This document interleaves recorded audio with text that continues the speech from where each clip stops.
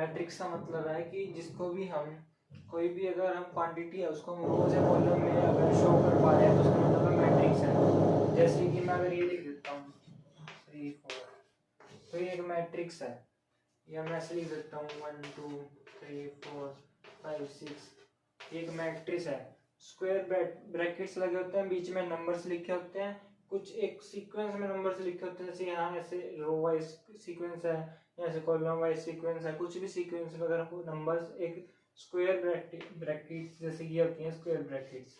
In square brackets के अंदर कुछ भी हम नंबर लिखते हैं उसको मैट्रिक्स कहते हैं। और मैट्रिक्स के ऑर्डर मतलब होता है, उससे पहले ऑर्डर मतलब जानने से पहले जानना पड़ेगा हमको कि रोज और कॉलम्स होते हैं मैट्रिक्स की। तो सबसे पहले ये जो इधर ऐसे से आ रही होती है, ऐसे देखेंगे ये ऐसे, ये हमारी रोज है, इसके अंदर हमारी 1 2 ही रोज है, इसके अंदर हमारी 1 2 3 रोज है। अगर मैं कुछ ऐसे लिख देता हूँ तो इसमें सिर्फ हमारी एक ही रो है, और कॉलम्स हमारी होती है ऐसे ऐसे आ रही है इधर साइड नीचे की तरफ। ये हमारी एक इधर कॉलम है, एक इधर कॉलम है, इसमें एक ही कॉलम है, एक ही कॉलम है। इन सभी तीनों मैट्रिक्स में 2 ही कॉलम है, लेकिन रो इसमें 2 है, इसमें 3 है और इसमें 1 है। तो ये होते हैं हमारे रोज एंड कॉलम्स। और ऑर्डर होता है m × n, जिसमें ये m होता है नंबर ऑफ रोज। जैसे इसमें हमारी नंबर ऑफ रोज 2 थी तो हम m की जगह लिख देंगे 2, और इसमें नंबर ऑफ कॉलम्स n है तो n हमारा नंबर ऑफ कॉलम्स है तो इसमें है 2। तो ऑर्डर हमारा हो गया 2 × 2, ये हमारा ऑर्डर कहला जाएगा इस मैट्रिक्स का।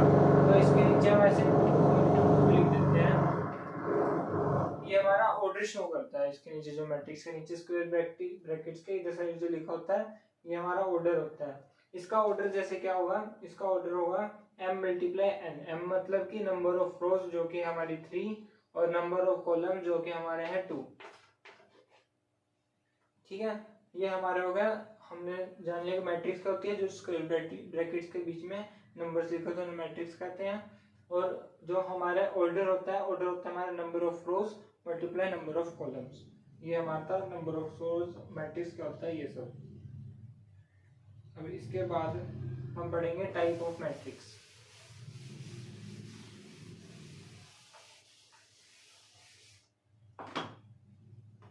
टाइप्स मैट्रिक्स कई टाइप की हो सकती है। जैसे पहली है जिसमें सिर्फ एक ही रो होती है, एक ही कॉलम होता है, इसे कहते हैं हम कॉलम मैट्रिक्स। कॉलम मैट्रिक्स कैसे नाम से पता लग रहा है क्योंकि इसमें कॉलम ही होगा, रो नहीं होगा, तो इसमें सिर्फ एक कॉलम है इसलिए कॉलम मैट्रिक्स जो कॉलम शो करती है। फिर हमारे पास आती है रो मैट्रिक्स, इसमें ऐसे सिर्फ एक रो ही जा रही है इसलिए कहेंगे इसको रो मैट्रिक्स। फिर हमारे पास आती है आइडेंटिटी मैट्रिक्स। आइडेंटिटी मैट्रिक्स किसी भी ऑर्डर की हो सकती है, इस ऑर्डर की भी हो सकती है। ये इसका ऑर्डर क्या है, जैसे हमने पहले सीखा, इसका ऑर्डर होगा 2 × 2, या फिर ऐसी भी हो सकती है 0 1 0 1 0 0 0 0 1। इसका ऑर्डर क्या होगा, इसका होगा 3 × 3 क्योंकि इसमें 3 रोज और 3 कॉलम है। तो ये सब हमारे आइडेंटिटी मैट्रिक्स है, कॉलम मैट्रिक्स है और ये रो मैट्रिक्स है।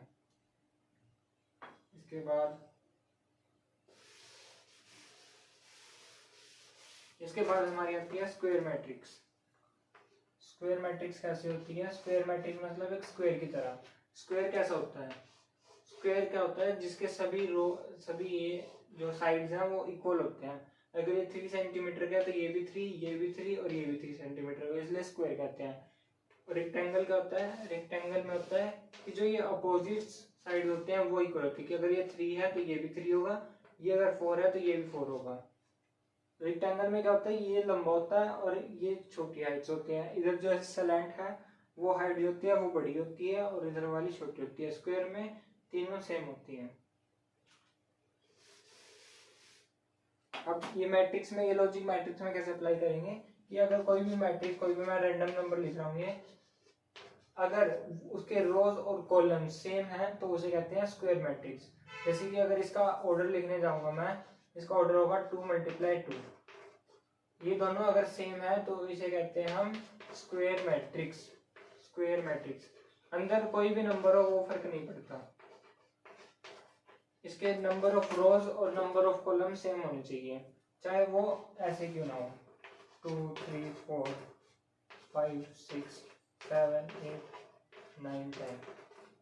तो ये भी हमारी एक स्क्वायर मैट्रिक्स है क्योंकि इसके नंबर ऑफ रोज और नंबर ऑफ कॉलम्स दोनों 3 3 है, 3 × 3, ये दोनों जब इक्वल होगा तो ये स्क्वायर मैट्रिक्स ही होगा। ठीक है, इसे कहते हैं स्क्वायर मैट्रिक्स। इसके बाद हमारे पास आता है रेक्टेंगल मैट्रिक्स। रेक्टेंगल नाम से समझ होगा, रेक्टेंगल जैसा होगा वो, जैसे कि अगर मैं ऐसे लिख देता हूँ 1 2 1 2 1 2। अब ये बताइए स्क्वायर मैट्रिक्स है, इसका पहले हम ऑर्डर लिखते हैं। ऑर्डर क्या होगा, रो कितने इसमें 1 और 2 मल्टीप्लाई कॉलम कितने हैं 1 2 3 3 2 × 3। अब ये दोनों सेम नहीं है तो ये स्क्वायर मैट्रिक्स नहीं है। देखने से ही पता लग रहा है कि यहाँ पे 2 रोज हैं और 3 कॉलम्स हैं। अगर एक और रो होती तो हम इसे स्क्वायर मैट्रिक्स कहते हैं, लेकिन यहाँ पे हमारे 2 ही रोज हैं तो इस वजह से ये एक रेक्टेंगल की तरह लग रहा है, जिसमें देखिए ये लंबी हाइट है, ये छोटी हाइट है, जैसे रेक्टेंगल का लॉजिक बताया था। तो ये क्या होगी, एक रेक्टेंगल मैट्रिक्स होगी, रेक्टेंगल मैट्रिक्स। और अगर ये इस तरह होती है 1 2 1 2 2 1, तो इसमें भी ये कोई स्क्वायर मैट्रिक्स नहीं लग रही, क्योंकि इसमें कॉलम्स जो है वो 2 हैं और रोज हमारी 3 हैं। तो इसका जो हमारा ऑर्डर होगा, रोज कितनी है 3 और कॉलम कितना है 2, तो यहाँ पे भी ये दोनों सेम नहीं आ रहा है। तो ये एक रेक्टेंगल मैट्रिक्स है, ना कि एक स्क्वायर मैट्रिक्स है, ये एक रेक्टेंगल मैट्रिक्स है।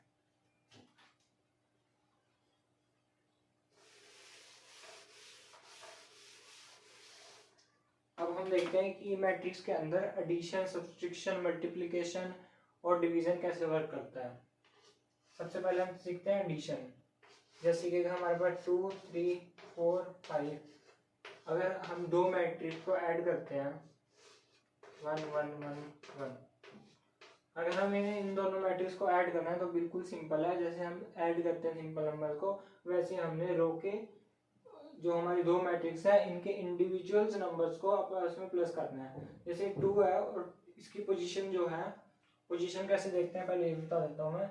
ये मैट्रिक्स है अपने आप में, ठीक है, तो इसकी पोजीशन कैसे लिखेंगे हम, ए क्या है हमारा कि ए ये मैट्रिक्स है, इसका हमने नाम दे दिया इस वाली मैट्रिक्स को, ये वाली जो मैट्रिक्स है वो ए है, ठीक है। ए मैट्रिक्स नाम देते हैं इस मैट्रिक्स को जिसमें 2 3 4 5 लिखा हुआ है। अगर मेरे को इसकी पोजीशन बतानी है तो कैसे लिखूंगा मैं इसको, 1 1, ए के पैरों में 1 1, जहाँ पे इस 1 का मतलब है कि कौन सी रो है और इस 1 का मतलब है कौन सी कॉलम है। तो इधर हमारा 1 आ रहा है तो ये इसका आंसर रहेगा 2, कि फर्स्ट रो के फर्स्ट कॉलम में कौन सा नंबर बैठा हुआ है। तो इधर जाएंगे हम, फर्स्ट रो ढूंढेंगे हमको ये मिलेगी, फर्स्ट कॉलम ढूंढेंगे हमको ये मिलेगा, फर्स्ट और फर्स्ट कॉलम का ये एलिमेंट होगा हमारा A1 1। अगर ऐसे में A2 2 पूछूं तो हम क्या करेंगे, हम इसके सेकंड रो में जाएंगे, सेकंड कॉलम में जाएंगे तो हमको ये वाला नंबर मिलेगा। तो इसे हम ऐसे लिखेंगे A2 2, ए के पैरों में 2 2, ए जो नाम है मैट्रिक्स का और 2 2, तो ये हमारा हो जाएगा आंसर 5, क्योंकि सेकंड ये पोजीशन बता रहा है, पोजीशन क्या है सेकंड रो के सेकंड कॉलम। ऐसे इसमें सभी 1 1 है इसलिए थोड़ा पता नहीं लगेगा। ये इसका नाम क्या होगा, इसका नाम होगा, ये फर्स्ट सेकंड रो है और फर्स्ट कॉलम है इसलिए इसका नाम होगा A2 1, second row first column. ये सब था पोजीशंस।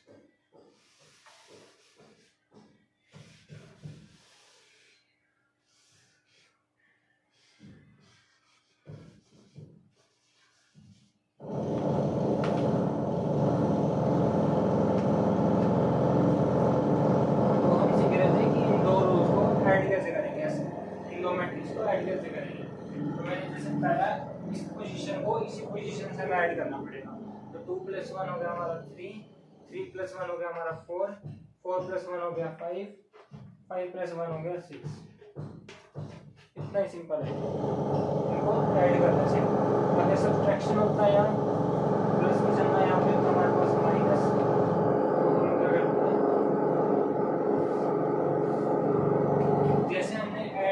इसको ऐसे हम इसको माइनस करेंगे 2 minus 1 1 3 minus 1 2 4 minus 1 3 5 minus 1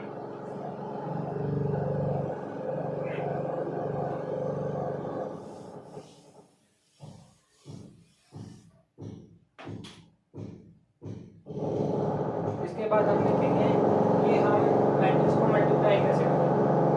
matrix को मल्टीप्लाई कैसे करें मतलब कि अगर कोई भी हमारे पास कांस्टेंट नंबर है जैसे 5 है और हमें इसे किसी मल्टीप्लाई करना है मैट्रिक्स के साथ 1 2 3 4 इसे कहते हैं हम स्केलर नंबर स्केलर स्केलर ठीक है, ऐसे कहते हैं हम स्केलर नंबर। तो ये होगा हमारे एक स्केलर मल्टीप्लिकेशन। अगर हम एक स्केलर नंबर को मैट्रिक्स से मल्टीप्लाई करते हैं उसे कहते हैं हम स्केलर मल्टीप्लिकेशन स्केलर मल्टीप्लिकेशन। ये कोई भी हमारा कांस्टेंट नंबर है इसे स्केलर नंबर कहते हैं। अगर मैट्रिक्स से मल्टीप्लाई करते हैं तो उसे कहते हैं स्केलर मल्टीप्लिकेशन। और ये कैसे किया जाता है, जैसे हम प्लस माइनस कर रहे थे वैसे इसको करना है हमको। हर एक नंबर के साथ इसको बस मल्टीप्लाई करना है। जैसे कि इसका आंसर आएगा 5 मल्टीप्लाई 1 5 5 2 10 5 3 15 5 4 20। तो ये हुई हमारी एक स्केलर मल्टीप्लिकेशन। किसी भी ऑर्डर की हो ऐसे मल्टीप्लाई करना है, हर एक नंबर के साथ मल्टीप्लाई करना है।